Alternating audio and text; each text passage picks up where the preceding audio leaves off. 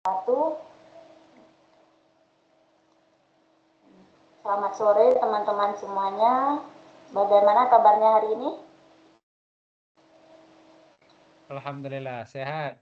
Alhamdulillah ya, semoga teman-teman sehat semuanya dan semangat untuk mengikuti perkuliahan sampai akhir gitu, dan urusannya dimudahkan seperti itu. Nah, pada hari ini kita pelaksanaan TUET kedua ya teman-teman. Nah, yang pada TUET kedua ini kita akan membahas yang pertama itu tentang tugas yang kedua kemarin. Setelah itu akan ada tambahan materi untuk sesi ke-6. Selanjutnya itu ada sesi tanya jawab atau diskusi ya.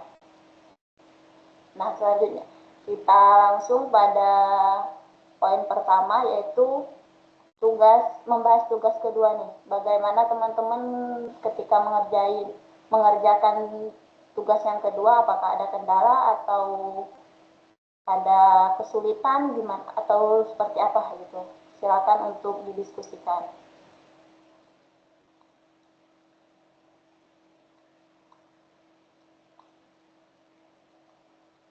Silakan teman-teman. Ada yang mau berbagi cerita ketika mengerjakan tugas kedua?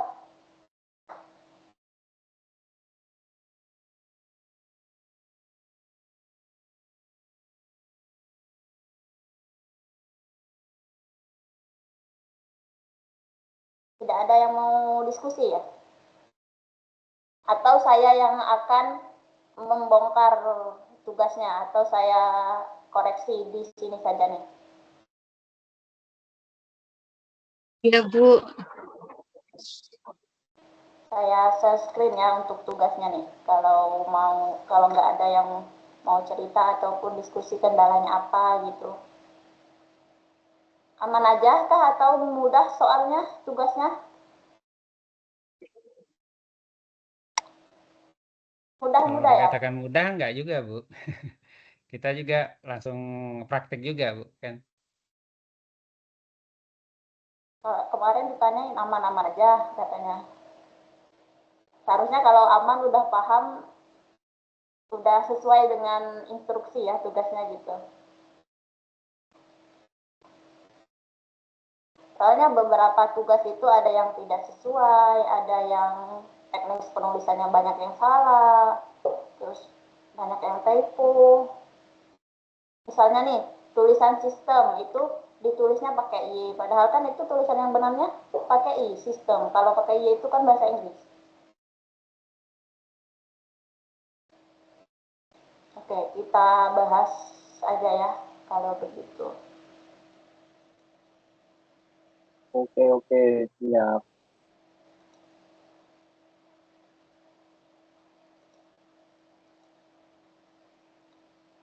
Nih, ini ada beberapa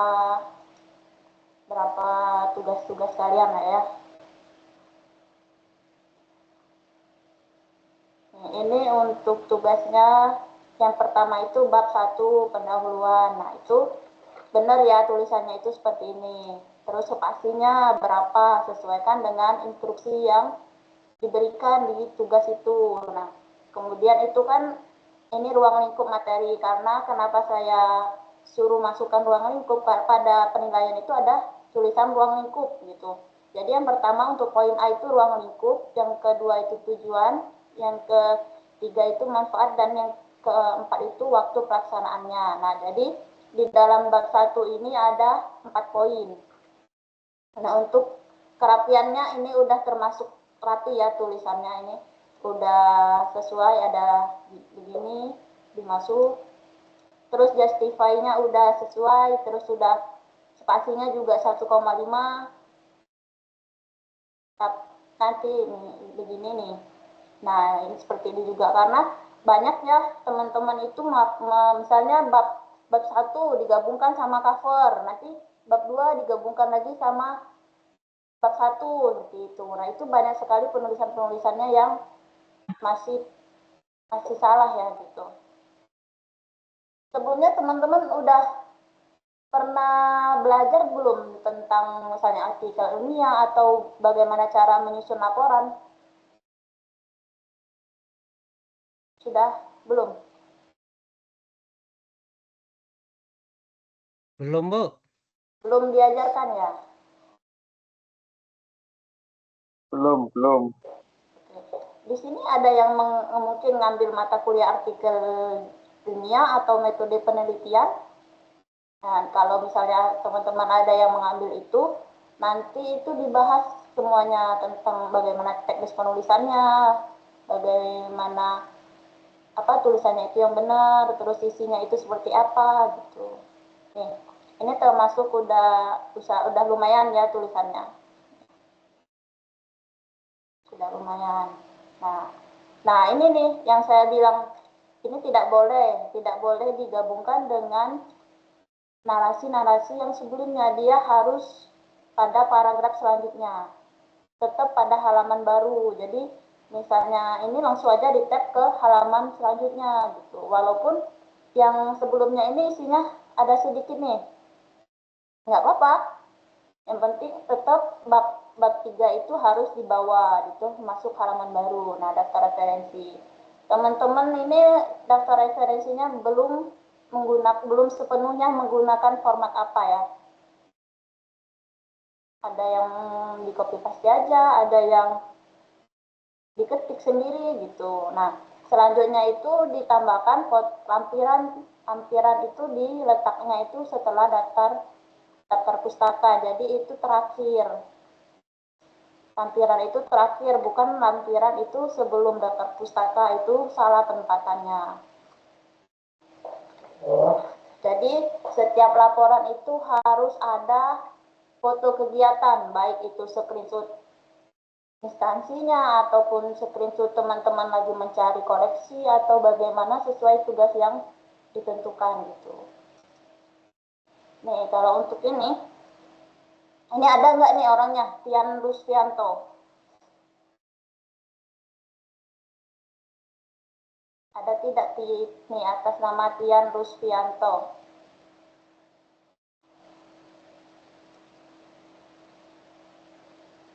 Tidak tahu. Tidak hadir ya? Tidak hadir. Tidak. Nih. Ini tidak membaca mungkin ya. Di atasnya di buku jawaban tugas mata kuliah, mungkin tidak melihat instruksi tugas atau bagaimana, saya juga kurang paham. Nah, kemudian di sini dia itu Kementerian Pendidikan Kebudayaan, maksudnya ini apa? Inilah yang saya maksud, tidak boleh copy paste saja, baik itu AI, baik itu misalnya ChatGPT, Gemini, Google, nah itu sangat dilarang dalam artikel dalam ilmiah itu, karya tulis ilmiah, tidak boleh untuk mengcopy paste ataupun itu namanya plagiarisme. Itu tidak boleh. Teman-teman kalau misalnya saya mau buka ChatGPT atau Gemini, itu dipersilakan, saya tidak melarang. Asalkan teman-teman itu diparafrase kembali atau dikemas kembali bahasanya, jangan langsung di copy paste aja nih.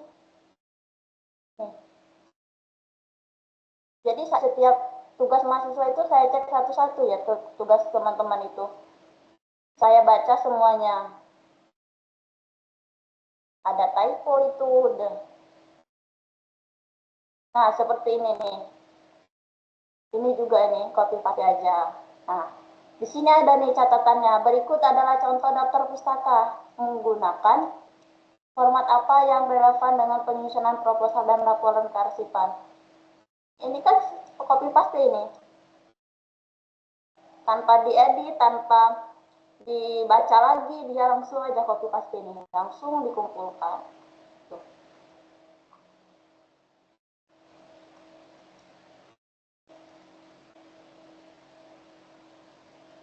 Yang selanjutnya ini.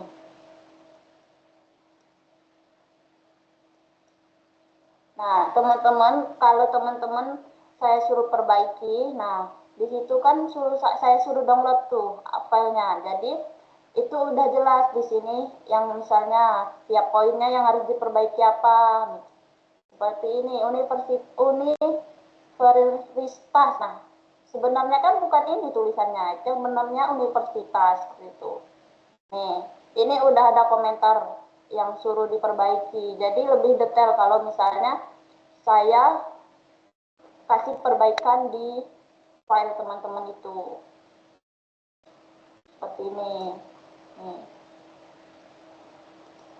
Sudah ada komentarnya semuanya nih. Sistem. Menurut teman-teman yang benar itu sistem atau pakai sistem ini tulisannya? Pakai I, sistem. Pakai I, ya benar. Yang benar itu pakai I, bukan pakai I ya. Kalau pakai I itu bahasa Inggris.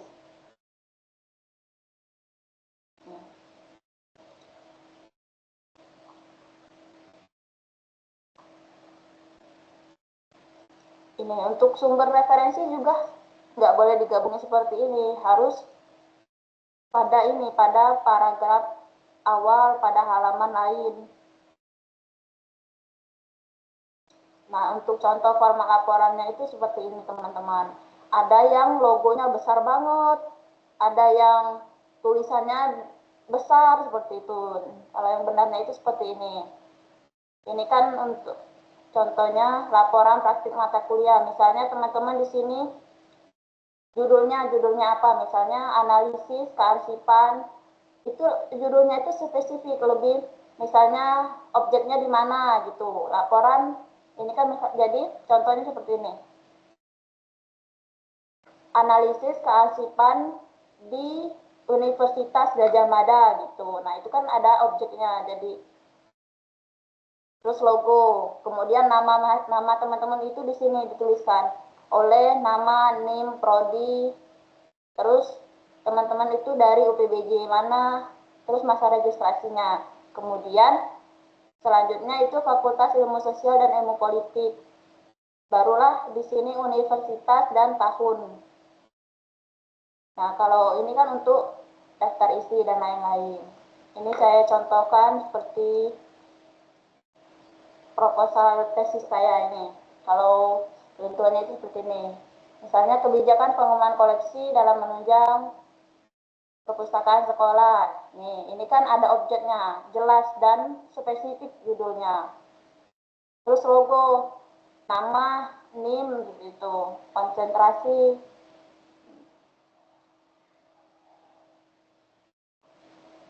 Nih, untuk bab 1 poin A, nah, ini tulisannya di justify, dispasiin. Nah, kalau teman-teman nanti udah semester akhir ngerjain skripsi itu seperti ini, nanti ada body note-nya di tengah-tengah ini, ada footnote-nya. Kalau ini namanya footnote.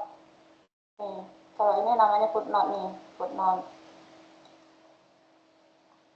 Lebih detail lagi gitu. Nih, kalau menggunakan Mendeley itu hasilnya, ini belum ada referensinya. Ada ini. Nih, kalau teman-teman menggunakan Mendeley itu bisa otomatis langsung dia nanti. Begini.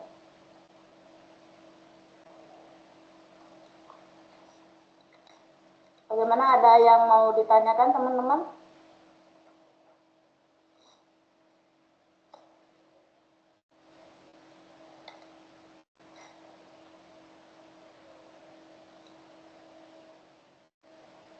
Silakan teman-teman jika mau bertanya terkait tugas 2 kemarin, atau mau diskusi, atau udah paham nih dengan yang saya jelaskan tadi.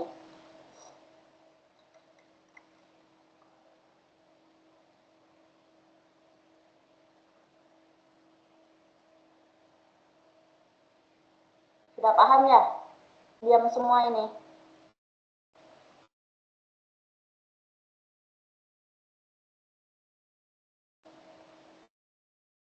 Baru mikir ini, Bu.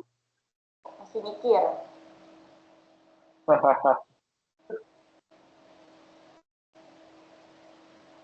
Oh, berarti itu yang dikasih keterangan itu harus direvisi lagi ya. Betul, kan itu ada warna-warna itu. Nah, itu kan ada kata-katanya. Itu namanya komentar. Kalau di file itu namanya komentar. Gitu. Jadi itu yang harus diperbaiki. Oh ya. Terus yang benar itu tadi judulnya itu harusnya di atas, baru logo, terus nama universitas gitu ya Bu ya? Iya, yang tadi yang saya lihatkan tadi. Ini yang contohnya nih. Ini kan formatnya nih, contohnya seperti proposal saya ketika S2. Nih, ini kan judul, ini logo, terus di sini nama, NIM, terus prodi teman-teman di sini nih, prodi, terus UPBJ mana gitu. Nah, di sini terakhir, di sini fakultasnya apa, kemudian kampusnya, kemudian tahun ajaran atau tahun sekarang gitu. Misalnya tahun ajaran 2026 2027. Nah, di sini itu 2026 2027 gitu. Oh ya, siap siap Bu. Paham paham. Di logonya ini juga disesuaikan. Jangan teman-teman logonya itu besar banget ini sampai penuh kertas ini nih, setengah dari kertas ini tuh logo aja, jangan seperti itu. Nah, ini kan dia kecil nih contohnya nih. Jadi disesuaikan aja formatnya.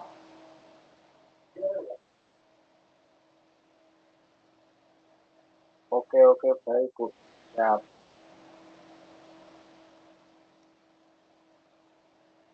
Yang lainnya,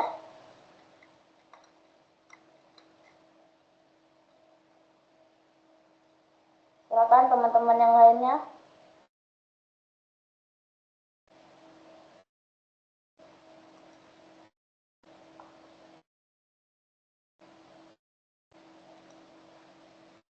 Untuk gambarnya itu cukup di screenshot aja ya Bu ya?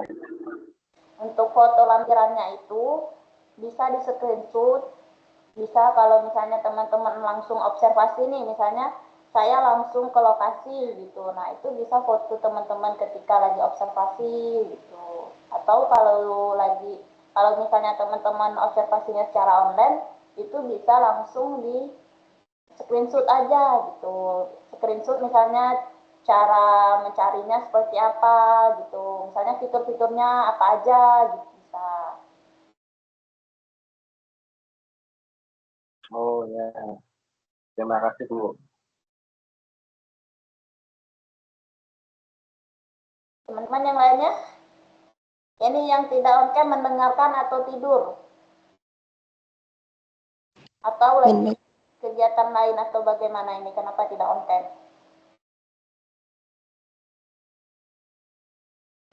Kita absensinya sekarang di akhir ya teman-teman.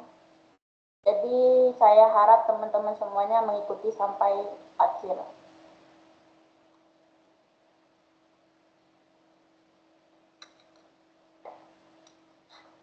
Tidak ada yang mau didiskusikan lagi untuk tugas 2?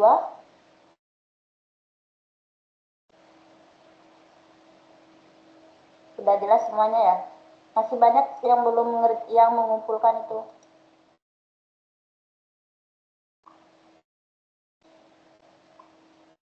Baru 18 orang yang mengumpulkan. 6 orangnya kenapa belum mengumpulkan? Apakah ada kendala atau kesulitan atau bagaimana?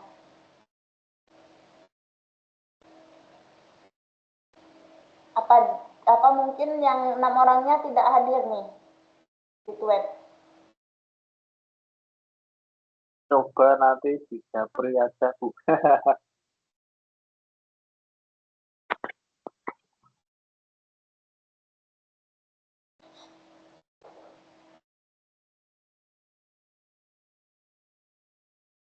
Kalau tidak ada, kita bahas materi selanjutnya ya.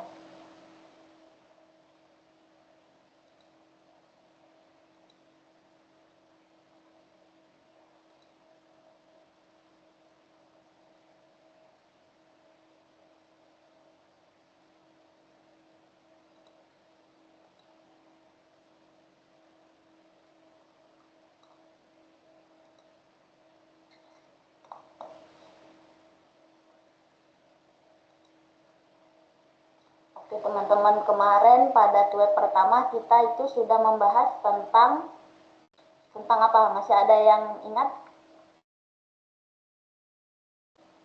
Web pertama itu membahas tentang sarana temu kembali arsip offline dan online. Nah, pada web kedua ini kita akan membahas tentang jasa layanan arsip statis.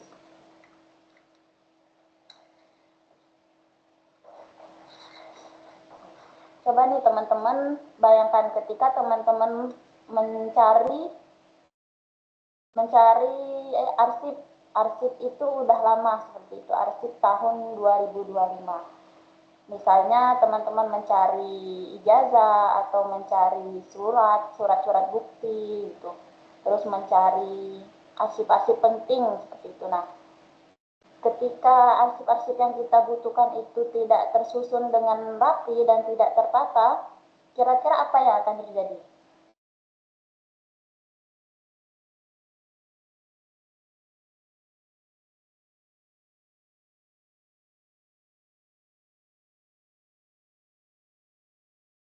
Nah, maka dari itu pentingnya jasa layanan arsip statis ya teman-teman. Nah, maksud pembahasan pada hari ini akan dibahas 2 poin. Yang pertama itu definisi jasa layanan arsip statis. Yang kedua itu hal-hal yang perlu diperhatikan ketika kita aksesnya itu apa saja seperti itu.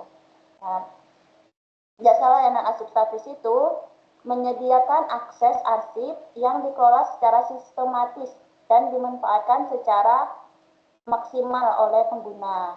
Contohnya seperti ini, saya ada perbedaan antara perpustakaan dan lembaga arsip. Nah, jika di lembaga arsip itu menyediakan akses informasi yang dibatasi kepada kelompok tertentu, tetapi perpustakaan itu menyediakan akses informasi kepada siapapun.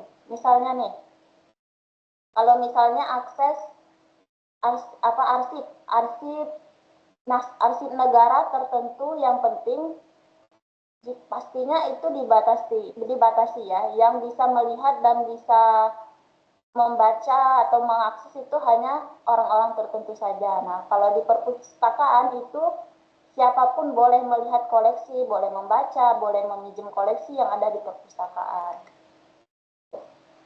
Nah, hal-hal yang perlu diperhatikan dalam penyusunan dalam mempersiapkan akses itu, kita sebagai arsiparis itu ada 3 akses yang harus diperhatikan. Yang pertama itu akses intelektual. Nah, akses intelektual ini berhubungan dengan bagaimana kemudahan pengguna untuk mengakses informasi tersebut. Kemudian itu bagaimana penyediaan alat temu balik arsip. Ya, selanjutnya itu layanan rujukan. Nah, arsiparis itu menyediakan bantuan bagaimana cara menggunakan arsip seperti itu.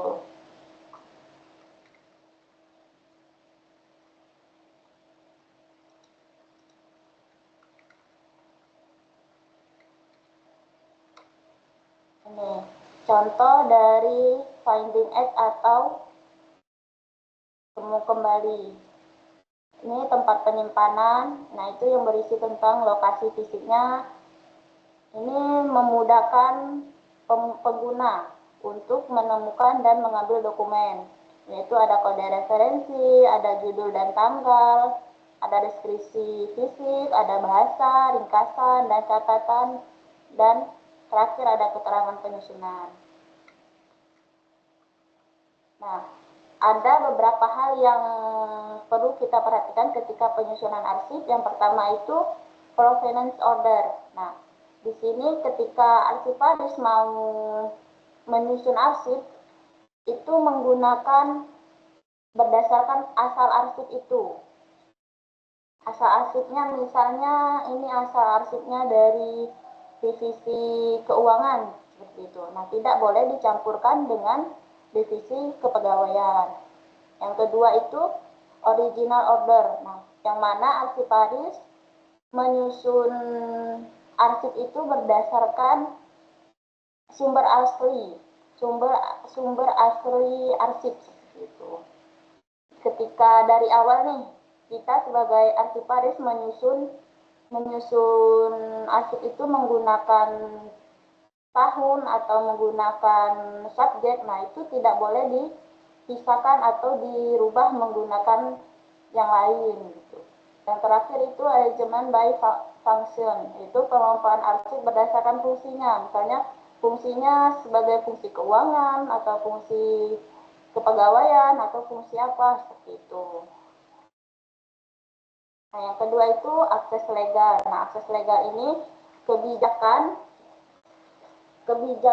yang ditetapkan siapa yang bisa melihat arsip, yang bisa mengakses arsip ini, seperti itu. Siapa yang bisa menggunakan arsip ini. Nah, itu ada beberapa hal, yaitu kita sebagai arsiparis equity. Nah, apa itu equity? Itu kesamaan. Jadi kita harus memberikan layanan arsip kepada semua orang itu dengan sama, tanpa diskriminasi, tanpa kita harus melihat nih atau memilih dari latar belakangnya, misalnya dia ini sebagai dosen atau sebagai staf di sini atau pegawai, nah atau sebagai status sosialnya nih, misalnya dia orangnya kaya atau orangnya miskin, nah itu tidak boleh ya teman-teman. Jadi kita harus melayaninya, memberikan layanan itu kepada semua orang gitu. Nah, yang kedua, communication and opening. Nah,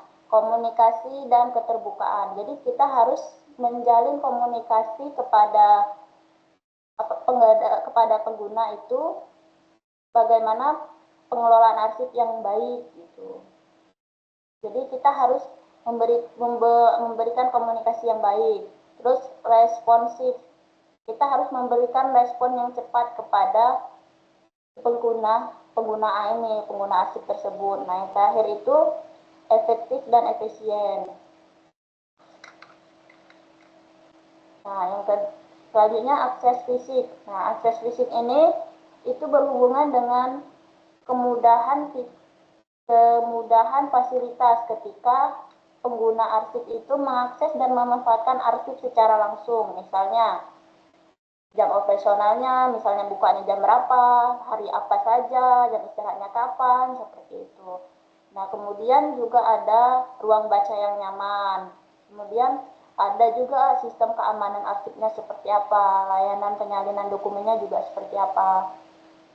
Nah, ruang baca nih, di ruang baca itu ada fasilitasnya yang nyaman, seperti penerangannya harus terang, begitu.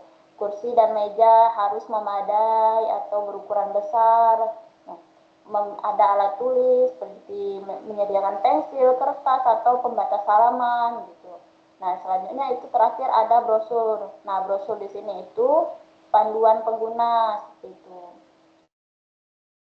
Nah, selanjutnya juga ada aturan ketika di ruang baca itu teman-teman tidak boleh membawa tas, jaket, dan barang bawaan pribadi ke dalam ruang baca arsip. Nah, kenapa? Karena akan mengganggu yang selanjutnya, larangan konsumsi. Jadi teman-teman tidak boleh membawa makanan dan minuman. Kenapa hal ini tidak boleh? Karena arsip itu sangat sensitif ya teman-teman. Jadi kena air sedikit aja udah rusak seperti itu. Nah, ini ada juga prosedur penggunaan arsip itu seperti apa, misalnya tata caranya gitu. Nah, ini keamanan arsip.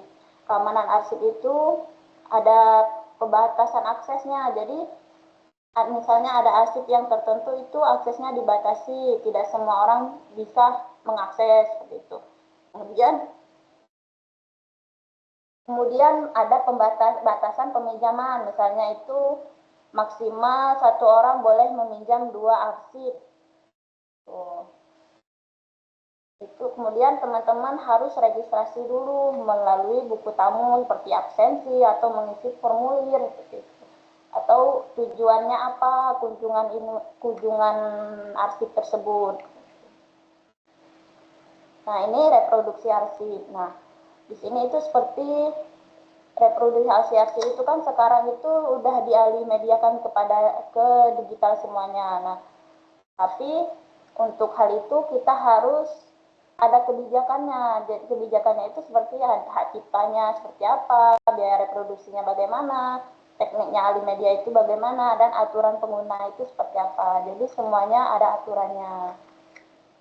Nah, yang terakhir itu arsip juga harus perawatan. Nah, pengawasan pengguna fisik. Nah, untuk memastikan arsip itu tetap terjaga dengan kondisinya gitu ya. Jadi ini harus hati-hati ketika penyimpanannya itu harus tepat, harus sesuai, dan harus dipantau kondisi arsip tersebut seperti apa. Jika ada yang rusak itu harus diperbaiki oleh arsiparis. Oke. Setiap ilmu yang teman-teman pelajari hari ini akan menjadi bekal untuk melestarikan dokumen berharga negara. Jadilah arsiparis profesional yang membanggakan.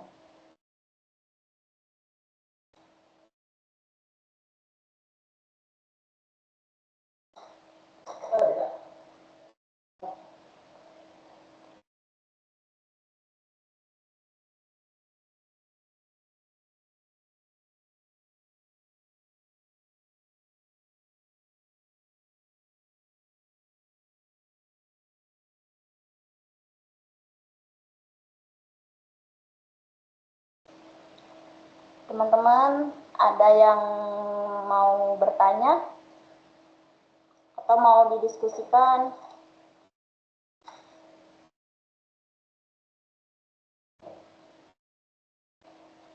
Silakan teman-teman.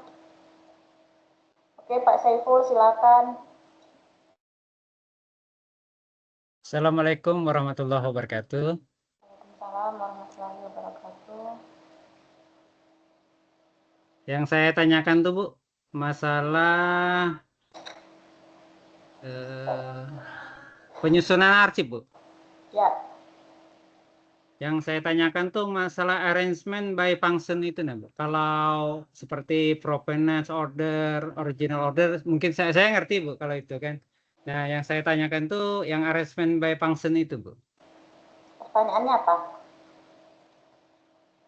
Cara pengelompokannya itu nah Bu. Oh, ya, itu berdasarkan fungsinya. Misalnya, contoh ya, misalnya saya sebagai arsiparis. Nah, saya sedang mengelola. Nah, kebetulan saya juga sekarang itu di